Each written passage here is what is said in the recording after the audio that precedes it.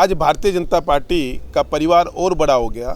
आज आम आदमी पार्टी अन्य कई जिलों के और साथी जिनसे इनकी बात हो गई है और गुरुग्राम के भी कुछ और साथी जल्दी ही भारतीय जनता पार्टी को ज्वाइन करेंगे। उन सब का भी हम यहाँ पर स्वागत करते हैं। मैं बहुत बहुत धन्यवाद देना चाहती हूँ अपने सारे कार्यकर्ताओं को, साथियों को, कि उन्होंने मेरा साथ दिया मेरे इतने बड़े डिसीजन में। एंड मुझे लगता है कि जो भी संगठन मुझे काम देगा मैं उसको पूरी निष्ठा से निभाऊंगी। और मुझे लग रहा है कि मैं भारतीय जनता पार्टी में मेरी घर वापसी है। मेरी मदर बीजेपी में रही हैं और हमारी विचारधारा शुरू से यही रही है, संघ की विचारधारा रही है। तो बहुत बहुत धन्यवाद मैं देना चाहती हूँ जवाहर यादव जी का। मैं बहुत बहुत धन्यवाद देना चाहती हूँ नयाब सिंह सैनी जी का, नरेंद्र मोदी जी का और सारे वरिष्ठ नेताओं का बहुत बहुत धन्यवाद। सभी पत्रकार बंधुओं को मेरा बहुत बहुत धन्यवाद कि आप आज इस कवरेज को लेने के लिए पहुंचे। साथ ही अपनी सारी टीम का मैं बहुत धन्यवाद देना चाहती हूं कि आपने हर जगह मेरा सफ़र में साथ दिया, चाहे वो आम आदमी पार्टी हो या आज बीजेपी का जो निर्णय लिया है। आने वाले समय में हम पार्टी के साथ पूरी निष्ठा के साथ काम करेंगे। जिस प्रकार से हमने आम आदमी पार्टी में किया है, पूरी मेहनत के साथ हमने वहाँ भी काम किया था। माना कि हम एक मजदूर की तरह वहाँ काम करते थे, पर हम लोग एक इंजीनियर भी हैं। हम संगठन के साथ चलना चाहते थे, संगठन की नींव को रखा था हमने, पर वो नींव अब कहीं ना कहीं डगमगा रही थी। यही वजह रही है कि कुछ एक और भी वजह थी जिससे काफ़ी दिन से हमारा मन विचलित था और हम अपने जो क्षेत्र के लोग थे उनकी मदद नहीं कर पा रहे थे। झूठा आश्वासन देके हमेशा वहाँ से निकल जाते थे। अब वो झूठ हमसे और नहीं बोला जा रहा था और हम अपने क्षेत्र के लोगों को ईमानदारी के साथ आगे काम करना चाहते हैं। बार बार जनता अगर मोदी जी को जिता रही है जिस प्रकार से, तो कहीं ना कहीं हमें भी समझ आ गया है कि हमें उनके साथ जुड़ के क्षेत्र के लोगों को काम करना चाहिए। आप देख रहे हैं BS24 न्यूज़। मैं हूं आपके साथ विनोद कुमार। इस वक्त हम मौजूद है जवाहर यादव जी के यहाँ, जो OSD पूर्व मुख्यमंत्री मनोहर लाल खट्टर जी है। सर, अगर मैं शुरू करूं तो गुरुग्राम में आम आदमी पार्टी में कई नेताओं ने इस्तीफा दिया। जो आम आदमी पार्टी के प्रखर प्रवक्ता और ग्लैमरस चेहरा में बोलूँ गुरुग्राम से, जो बोलने के लिए डिबेट में हर जगह पे बीजेपी के खिलाफ नजर आती थी, आखिर आपने ऐसा क्या किया और कितना मशक्कत करना पड़ा इन्हें अपने और करने में? देखिए, हमें कोई मशक्कत नहीं करना पड़ा। प्रियदर्शनी जी की बैकग्राउंड, अगर आप पुरानी बैकग्राउंड टटोलेंगे तो इनकी माताजी खुद भारतीय जनता पार्टी से दिल्ली में काउंसलर रही हैं। ये भी वहाँ कुछ समय के लिए थोड़ा सा इनका मन हो गया था कि एक समय केजरीवाल की नीतियों को लोगों ने पसंद किया था, पर बाद में जैसे जैसे लोगों को समझ में आया कि ये दोहरा चरित्र है, दिखता कुछ है होता कुछ है। और कुछ विषय जो मेरे इनसे जिस तरह से उन्होंने भारत ने जब पाकिस्तान पे अटैक किया था उसके ऊपर जो क्वेश्चन मार्क किया था, और कई बार इन्होंने जो आतंकवादियों का जो एक क्वेश्चन लगता है इन पे, उसकी फंडिंग को लेकर, ऐसे कुछ विषय को लेकर जिनसे ये मन से आहत थे, क्योंकि इनके मन में शुरू से देश की भावना कूट कूट कर भरी थी।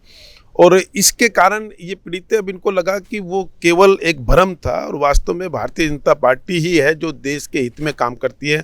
दलितों का, वंचितों का, किसान का, महिलाओं का, बच्चों का अगर एक सामूहिक विकास अगर कोई पार्टी करती है तो वो भारतीय जनता पार्टी है। इनको लेकर इन सब ने, चाहे प्रियदर्शनी जी हो, चाहे सुनीता कटारिया जी हो, चाहे बाकी साथी हो, इन सब ने, सुशीला कटारिया जी हो, इन सब ने मिलकर ये तय किया कि हम आम आदमी पार्टी छोड़कर भारतीय जनता पार्टी को ज्वाइन करेंगे।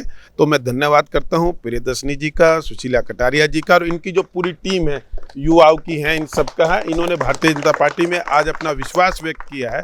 इनका भारतीय जनता पार्टी में स्वागत है और आज से ये भारतीय जनता पार्टी के परिवार के महत्वपूर्ण सदस्य के रूप में जितने लोग यहाँ खड़े हैं सबके सब इसमें, और जल्दी ही ये संख्या अब और बढ़ने वाली है। बारिश के कारण कई जगह से, जैसे रेवाड़ी की टीम नहीं आ पाई, कुछ गुरुग्राम के लोगों की भी टीम नहीं आ पाई, ऐसे कई और जिलों से लोग आने हैं जिन्होंने भारतीय जनता पार्टी प्रियदर्शनी के साथ और सुशीला कटारिया के साथ आगे इस मुहिम को ये और जारी रखेंगे। आम आदमी पार्टी के और कार्यकर्ता, जब इन्होंने अपना त्याग पत्र दिया था, और कार्यकर्ताओं ने भी कहा कि हम भी त्याग पत्र देना चाहते हैं और भारतीय जनता पार्टी ज्वाइन करना चाहते हैं।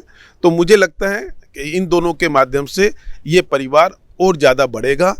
नरेंद्र मोदी जी के, नायब सैनी जी के, दोनों के नेतृत्व में जिस तरह से हरियाणा का भला हो रहा है, उनमें ये भी शामिल होना चाहते हैं। सर, कहा जा रहा है बीजेपी मैनेजमेंट के लिए जानी जाती है। हरियाणा में जो 50-50 का मामला रहा बीजेपी और कांग्रेस का, क्या इसे देखते हुए विधानसभा के लिए जोड़ तोड़ की राजनीति शुरू हो चुकी है? देखिए, 50-50 लोकसभा के नंबर में जरूर रहा, परंतु इसको अगर विधानसभा के संदर्भ में देखेंगे तो भारतीय जनता पार्टी इस बार भी 44 सीटों पर आगे रही थी, कांग्रेस 42 सीटों पर रही थी और 4 सीटों पर आम आदमी पार्टी रही थी।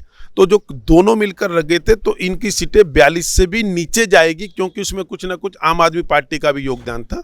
तो मुझे लगता है पुनः तीसरी बार भारतीय जनता पार्टी की सरकार हरियाणा में फिर से बनने जा रही है। जी बिल्कुल, तो इनका दावा है कि तीसरी बार भी बीजेपी की सरकार बनेगी। प्रियदर्शनी जी, आपसे बात करें, लगातार आपसे इंटरेक्शन भी होता रहता है। कल तक ऑफिशियली अगर मैं बात करूं तो आप बीजेपी के लिए डिबेट में अगेंस्ट बोलती थी, अरविंद केजरीवाल की नीतियों की तारीफ करती थी। आखिर ऐसा क्या हुआ कि आप छोड़कर बीजेपी में?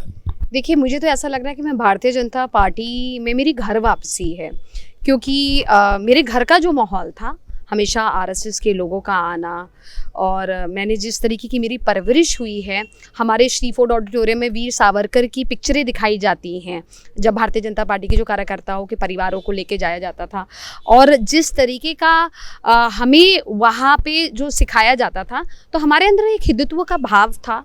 और मुझे ऐसा लगता है कि आज जब हम विकास की वाकई बात करते हैं तो विकास पुरुष मुझे लगता है इस देश में नरेंद्र मोदी जी के अलावा कोई दूसरा पर्यायवाची मुझे नहीं लग रहा है।